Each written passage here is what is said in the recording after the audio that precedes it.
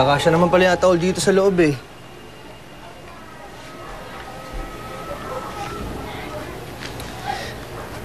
Ay huwag mo nang isipin yun. Guni-guni mo lang yun. Siguro dahil sariwa pa rin yung pagkamatay ng tatay mo. Shh, hindi, Dave, hindi. Nakita ko si Itay. At magagalit yun. Ayaw niya iperenta yung katawan niya sa tatay ko. Aida, ako rin. Ayokong iparenta niyo si Mang Dado. May konting ipon naman ako eh.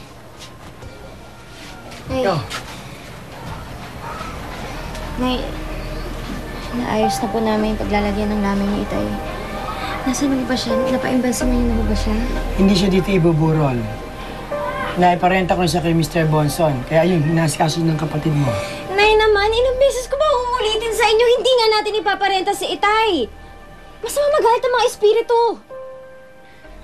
Aling bebe, huwag kayong mag-alala. Ako na akong bahala sa mga gagastusin. Dito nyo na lang ako ibuburol si Mang Dado.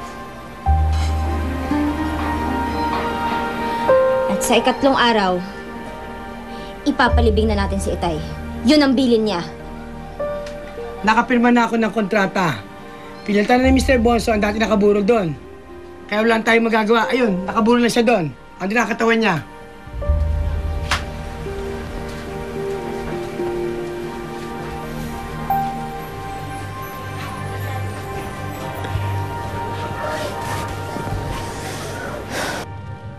Yan. Alam mo na kung kanino ibabayad yan. Ang lakas ng burulan ngayon. Natural yon, Vinya. Nakakalimutan mo na ba? Tuwing magpapasko, malakas ang sugalan. May problema tayo. Ano yun? Ang anak mong si Dave. Tatay kasi nagsyota niya yung namatay. Mabuti na yon. Maubos ang lahi nila. Dahil hindi yung hampas lupang yon ang para sa anak ko. Pang-3 araw lang daw ang renta doon sa bangkay. Hindi nila pwedeng kunin ang bangkay hanggat walang kapalit. Yun ang nakalagay sa kontrata, di ba? Si Dave ang may sabi nun eh. Anak ko lang si Dave. Ako pa rin ang masusunod dito. Kaya gawin mo na paraan para wag matigil ang sugalan. Dahil kung hindi, ikaw ang paglalamayan.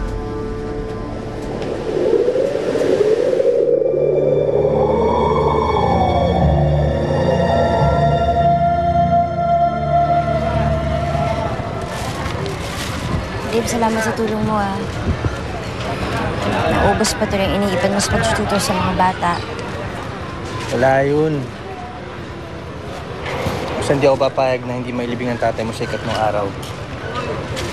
Kahit anong mangyari, hindi naman mapapayag tatay mo eh. Hindi. Ang bahala. Iba ka. Iba ngayon. Mahalaga ka sa akin. Mahalaga din sa akin ang pamilya mo. Lalong-lalo na si Mang Dado. Pipilitin ko si tatay dahil mahal kita. Mahal ko rin ang mga magulang mo. Kaya dapat respetuhin ni tatay ang huling habili ng tatay mo. Huwag mong sabihin hindi kita binigyan ng babala. Ang pagbibiktima sa patay, ang kapalit, kamatayan din.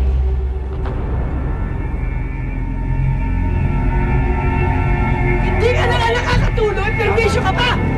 Inay, bakit? Inay, bakit ano nangyari? Paano itong kapatid mo? Yung pera ng burulan na porsyento, inubos! Nagpapakasakali lang naman ako eh. Di pag nanalo, may pera. Oh, ano pa, sus Mario? Kahit kailan hindi ka naman nananalo sa sugal eh. Ano ko? Hindi kahit kailan ka! Aling Bebe! Aling Bebe! Naku eh. Hindi lang ho yung porsyento nyo nahipat. Ano? Meron pa siyang pagkakautang na medyo malaki-laki rin. Mahigit 20,000. Ano? Kung niya ka, uwi na! Umuwi na naman ako eh! Bawi! Aling Bebe! Aling Bebe! Mukhang matatagalan pa ang burol bago nyo mabayaran yung utang nyo. Ako! Eh, di ka talaga!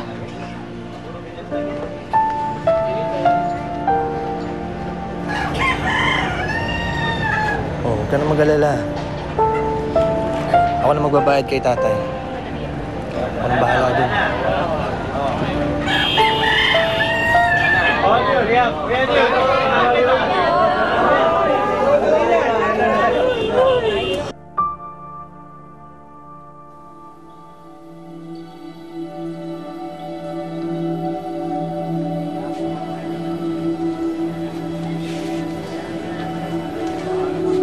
Tsaka, hindi iniwan ang burol ng walang pantay.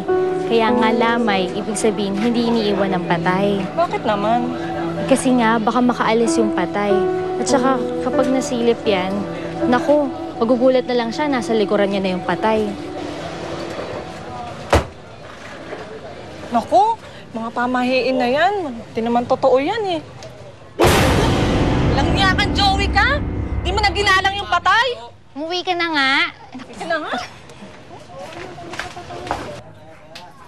Ayla,